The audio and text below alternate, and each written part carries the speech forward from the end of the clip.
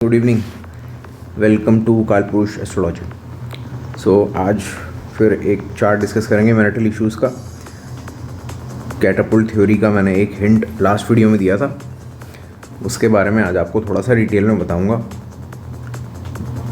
ये इन्फॉर्मेशन आपके पास usually YouTube पे आपको अवेलेबल नहीं मिलेगी। कहीं कहीं बहुत सारे एस्ट्रोलॉजर्स हैं जिन्होंने कुछ ऐसा पॉइंट हाईलाइट किया है, बट मैंने अभी तक ऐसा डिटेल में ऐसा भी देखा नहीं है, तो मैं आपके साथ कुछ शेयर करता हूँ, आपके काम आएगा। देखिए, ये एक फीमेल चार्ट है और मैरिटल इश्यूज इसमें हम डिस्कस करने वाले हैं। तो देखिए, पॉइंट पहला देखने के लिए ये है कि हमारे पास जितने भी एस्ट्रोलॉजर हैं सबके पास चार्ट्स आते रहते हैं, बहुत सारे प्रॉब्लम्स लेके आते हैं। कुछ लोग तो अपने न्यू बॉर्न बेबीज़ का ही चार्ट देते थे कि बताइए कि कैसा है। तो अलग अलग तरीके से आपके पास अलग अलग रीजंस के लिए बहुत सारे चार्ट्स आते रहेंगे। तो जब आपके पास सामने कुंडली आती है तो आप माइंड में एकदम क्लियर रहिए कि आपको देखना क्या है। अदरवाइज़ आपको जितनी भी अच्छी कुंडली देखनी आती हो आप कन्फ्यूज हो जाएंगे, क्योंकि वो बैक ऑफ द माइंड चल रहा होता है कि मुझे देखना क्या है, ओवरऑल देखना है। ऐसा एक्चुअली ओवरऑल कुछ होता नहीं है। वो या तो आप दशा से कोरिलेट करते हो, जिसे हम डायनामिक चार्ट रीडिंग बोलते हैं, या फिर आप एक ओवरऑल किसी ना किसी पॉइंट को उठा के देखते हो कि भाई इसकी शादी ठीक चलेगी, प्रोफेशन ठीक चलेगा। वो स्टैटिक प्रॉमिस होता है चार्ट का। तो कहीं ना कहीं अपने बैक ऑफ द माइंड में ऐसा मैंने बहुत सारे इतने सारे चार्ट्स आए, कभी कभी खुद ही कन्फ्यूजन हो जाता है कि ओवरऑल क्या देखूं भाई। मुझे अगर आपके पास पॉइंट आएगा तो वो बहुत ईजी हो जाएगा समझने के लिए कि आपको उसमें देखना क्या है। ठीक है, उसके बाद मैरिटल इश्यूज़ की अगर हम बात करेंगे तो जैसा हमने लास्ट टाइम डिस्कस किया था कि 7th हाउस, 2nd हाउस और 4th हाउस बहुत ही इंपॉर्टेंट हाउस है। तो इसमें आप कोई भी इशू लाइफ में अगर आपको देखना है, it is not about marital, it is about profession, it is about accidents, it is about like what ever issue, health issues और जॉब, बिजनेस, वट एवर, आप कुछ भी देख सकते हो इस थ्योरी से। इसमें देखिए, ये जो 12 घर हैं, ये एक घर से इतना कुछ देखा जा सकता है।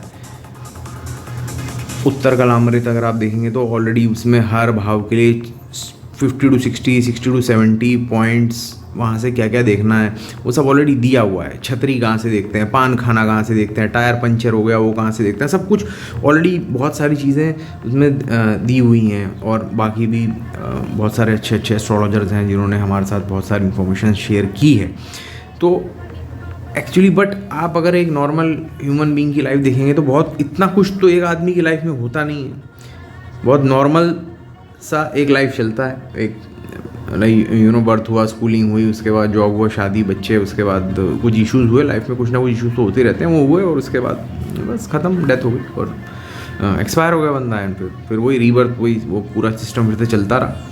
तो ऐसा तो कभी नहीं होता कि एक आदमी एक बर्थ हुआ, फिर उसने स्कूल में भी टॉप कर लिया, फिर वो आर्मी में चला गया, फिर उसके बाद फिर वो सॉफ्टवेयर इंजीनियर बन गया और उसके बाद फिर वो प्राइम मिनिस्टर बन गया। इतना कुछ तो हो नहीं रहा है किसी की लाइफ में। एक कुछ हाउस एक्टिवेट हमेशा रहते हैं और ज़्यादातर हाउस आपके एक्टिवेट नहीं रहते।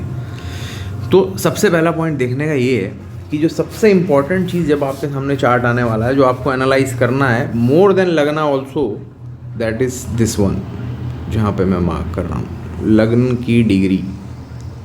सबसे इम्पॉर्टेंट पॉइंट है ये देखने के लिए, क्योंकि यही वो नंबर है जिसके बेसिस पे पता चलेगा कि भाई कौन सा प्लैनेट कितना % रिजल्ट देने वाला है, कौन सा प्लैनेट आपको कितना अच्छा और कितना बुरा रिजल्ट देने वाला है। तो इसमें कैटापुल्ट थ्योरी क्या है? कैटापुल्ट थ्योरी है गुलेल। जैसे आपने देखा होगा कि हम निशाना लगाते हैं, सामने ग्लास रखा होता है, बर्ड रखा होता है, उसको छोटे बच्चे कंचा सा उसमें लगा के जो निशाना लगता है, which we call it as a catapult. तो ये बिल्कुल जो एस्ट्रोलॉजी है ना, ये वही गेम है। जितने भी प्लैनेट्स हैं इन सब के हाथ में they are holding a catapult and they are holding that small glass ball. Suppose example 2 degree 53 minutes का लग्न है ये, राहु 5 डिग्री 28 मिनट्स पे बैठे हुए हैं। तो अगर आप देखेंगे कि ये इन दोनों का डिफरेंस जो है ओनली 3 डिग्री ऑलमोस्ट है, 3 डिग्री। ये बहुत क्लोज कनेक्शन हो गया। तो राहु देव के हाथ में जो कैटापुल्ट या जो गुलेल है, जब वो फायर करेंगे, फायर कहाँ करेंगे, वो फायर करेंगे इधर, वो फायर करेंगे इधर। यहाँ पे जो निशाना लगने वाला है ना, वो बिल्कुल एक्यूरेट लगेगा। यानी कि जब यहाँ पे निशाना लगेगा वहाँ पे दर्द होगा। अब दर्द होगा या स्वीट पेन होगा या पेन होगा वो अलग बात है, लेकिन निशाना एकदम परफेक्ट है। यानी कि ये चीज़ आपकी लाइफ में जब जब पीरियड एक्टिवेट होगा राहु का, आप समझ लीजिए 5th हाउस और 9th हाउस के रिजल्ट आपको मिलने ही मिलने वाले हैं। इसको कोई बदल नहीं सकता। तो आपकी लाइफ में राहु की दशा में 5 and 9 house and 1st house where Rahu is placed, ये 3 बहुत प्रोमिनेंट हाउस हो गए। तो वो आपकी 2.5 साल की अंतरदशा है। अगर वो एक्टिवेट होती है राहु में, राहु की मैं बात कर रहा हूँ, तो उसमें आप देखेंगे कि आपको ये 3 हाउस बहुत ज़्यादा काम करते हुए बहुत ज़्यादा प्रोमिनेंट मिलेंगे। अब हम आते हैं किसी और प्लैनेट को हम लेते हैं, हम वीनस को लेते हैं। वीनस यहाँ पे अगर आप डिग्री देखेंगे इज ओनली 1 डिग्री, और ये दरवाज़ा हर घर में घुसने का दरवाज़ा का नंबर है 2.5। 2.5 से 4-5 डिग्री आगे, 4-5 डिग्री पीछे, इसी से ही अंदर आ सकते हो आप। इसके बाहर जो भी है वो बाहर से ही आवाज़ देगा, सुनाई अंदर देगा नहीं घर के अंदर। This is the logic, this is the जो कैटापुल्ट जो मैं आपको बता रहा हूँ, वो निशाना अगर उसी पे जाके लगेगा तो ही आपको पता चलेगा। अदरवाइज़ हाँ, कोई आया था, कोई आगे से निकल गया, कुछ किसी ने कुछ स्टोन थ्रो किया, आवाज़ तो आई बट पता नहीं चला, आपने ध्यान नहीं दिया, ऐसा होगा।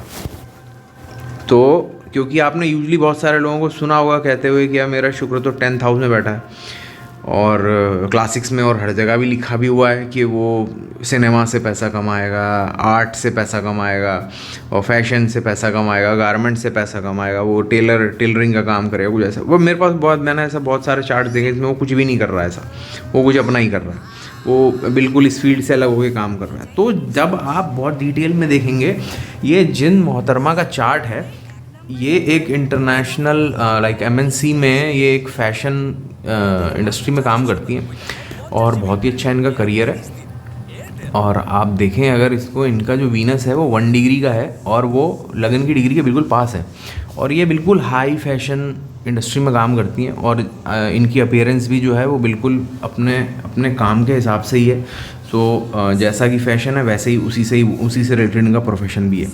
तो जब कोई भी प्लैनेट इस दरवाजे के बिल्कुल पास होगा, जब वो अंदर से आवाज़ देगा तभी आपके घर के 10th हाउस के अंदर आवाज़ आएगी। अगर यही वीनस यहाँ पे 18 डिग्री के होते, 15, 16, 17 डिग्री के होते, तो इस बात की कोई गारंटी नहीं थी कि ये लेडी जो है ये आपके फैशन में ही काम कर रही होती। ये हो सकता है ये कुछ और भी काम कर रही होती। जो भी इस हाउस को 2.5 के 4-5 आगे, 4-5 पीछे जो भी इफ़ेक्ट डालेंगे जो प्लैनेट, उससे रिलेटेड उस टाइम वो काम कर रही होती।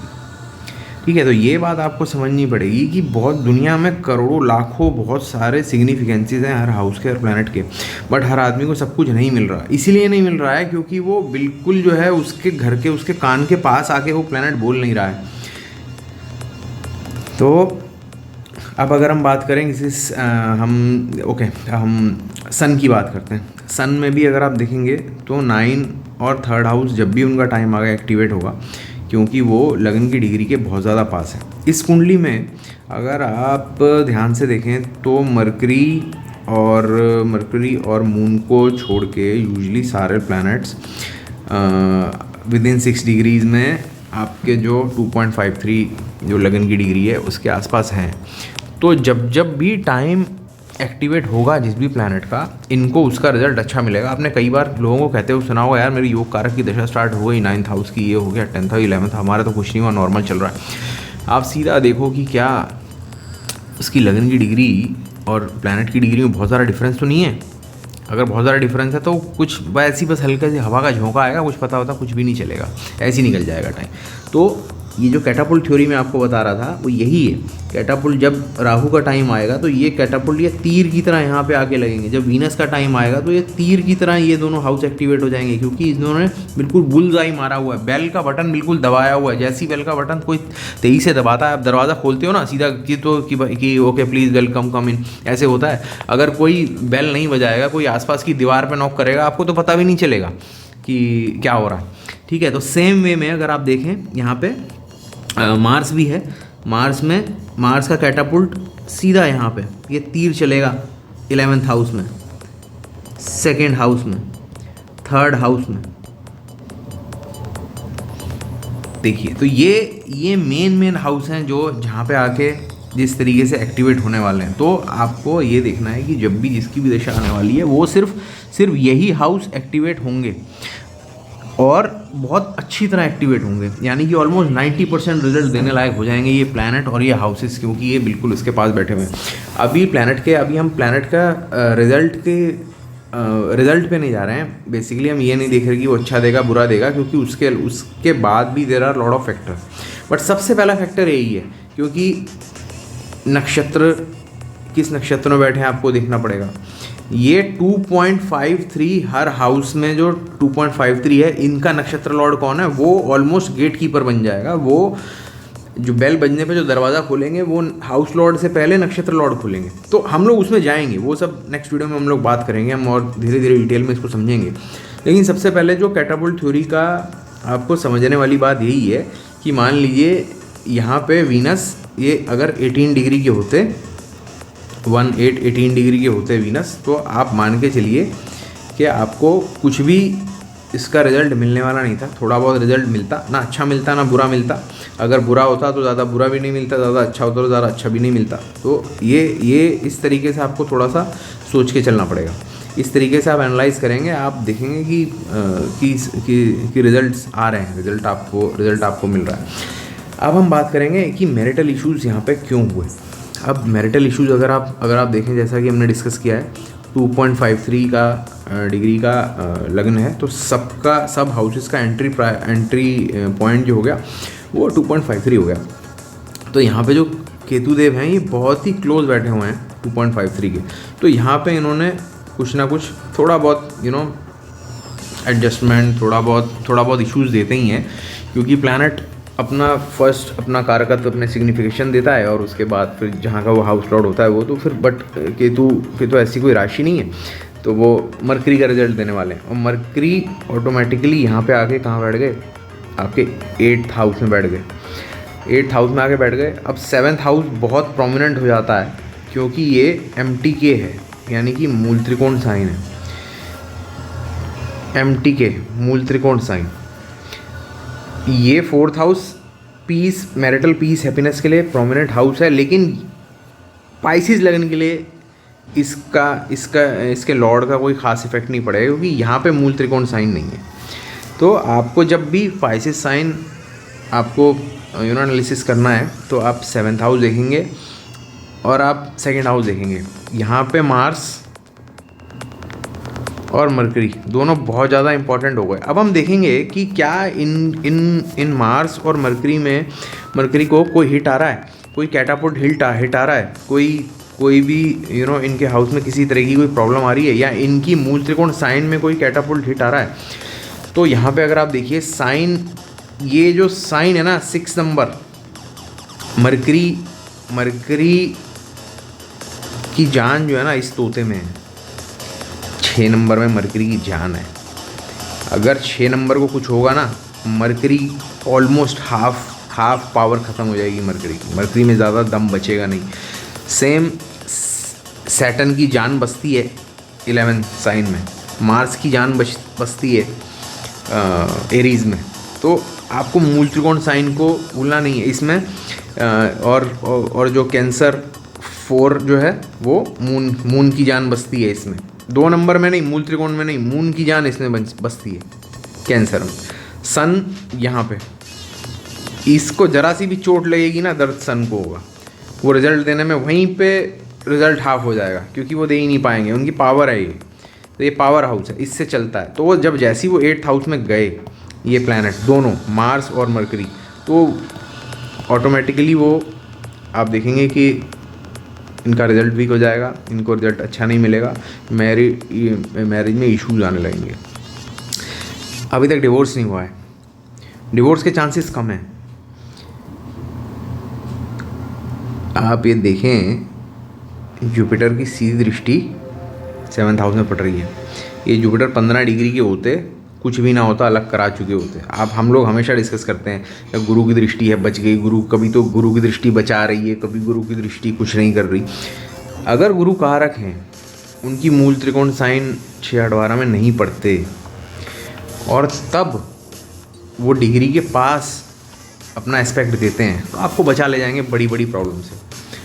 नहीं तो घर में बैठ के कहीं पे भी देख रहे हो डिग्री के आसपास ना हो और कारक ना हो, तो कुछ नहीं कर पाएंगे वो, कुछ बेनिफिट मिलेगा ही नहीं आपको। तो वो ये जैसे कि जब सर्दी होती है तो हमें अगर कहीं आग जली हुई है तो उसके पास जाना पड़ता है, तो और वैसे ही गर्मी में जब हाथ जलने वाला होता, आप जाते हैं पास में तो आपका हाथ भी जल जाता है। कहीं आपको अच्छा लगता है, कहीं आपको बुरा लग, मतलब पेन भी होती है, कहीं स्वीट पेन होता है और कहीं पेन होता है। तो वही है, तो कोई प्लैनेट अच्छा नहीं, कोई भी हाउस बुरा नहीं है। सबका अपना अपना सिग्निफिकेंस है जो उसने देना है। कुछ एरियाज लाइफ में हमेशा प्रोमिनेंट रहते हैं, जहाँ पे आपके मूल त्रिकोण साइन जिन हाउसेज में पड़ेंगे वो एरिया प्रोमिनेंट रहेगा। साथ में कैटापुल्ट थ्योरी के हिसाब से जहाँ पे टक्कर लग रही होगी, अगर आप यहाँ पे देखेंगे अगेन, फिर हम उसी पॉइंट पे आते हैं कि क्या मार्स को को कहीं से कोई हिट आ रहा है। अभी तो मार्स को तो कोई हिट नहीं आ रहा है ऐसा। मरकरी को कोई कहीं से हिट आ रहा है, मरकरी को एज सच कोई हिट नहीं आ रहा। मरकरी को सेकंड बेनिफिट आफ्टर जुपिटर की एस्पेक्ट के बाद क्या मिला कि मरकरी जो है हाउस नंबर 8 में डिग्री, यानी कि हाउस की जो एंट्रेंस पॉइंट है, जो एंटर करने का जो घर में जो रूट है 2.53, उससे 4-5 डिग्री पीछे आगे नहीं है।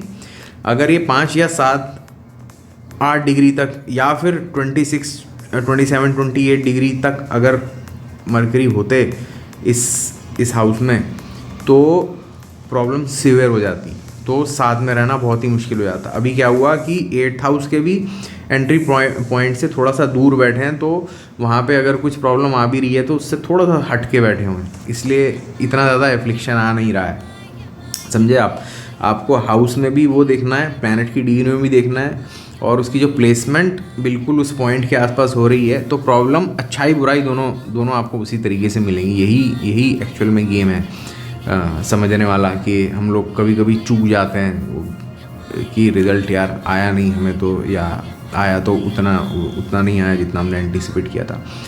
कि क्या हाउस के बिल्कुल पॉइंट के आसपास प्लैनेट बैठा है और प्लैनेट की डिग्री जो है क्या वो लगन की डिग्री के आसपास है। जब ये दोनों कोरिलेट होंगे ना, तभी आपको रिजल्ट मिलेगा। नहीं तो हम बोलते रह जाएंगे कि वो शुक्र फर्स्ट हाउस में बैठा है और बंदा तो बहुत स्मार्ट है, ये वो लड़की तो ऐसे दिखती है वैसे दिखती है, कुछ नहीं दिखती, वो ऐसा कुछ है ही नहीं उसमें। आप देखोगे कह रहे चार्ट तो कुछ बोल रहा है, जब आप देखें, जब आप डिग्री देखेंगे आपको समझ आएगा। वो 5 डिग्री का उसका लगन है, 22-24 डिग्री पे शुक्र बैठे हैं, कोई उसका इफेक्ट ही नहीं आ रहा, ऐसी नॉर्मल सा दिख रहा है बंदा।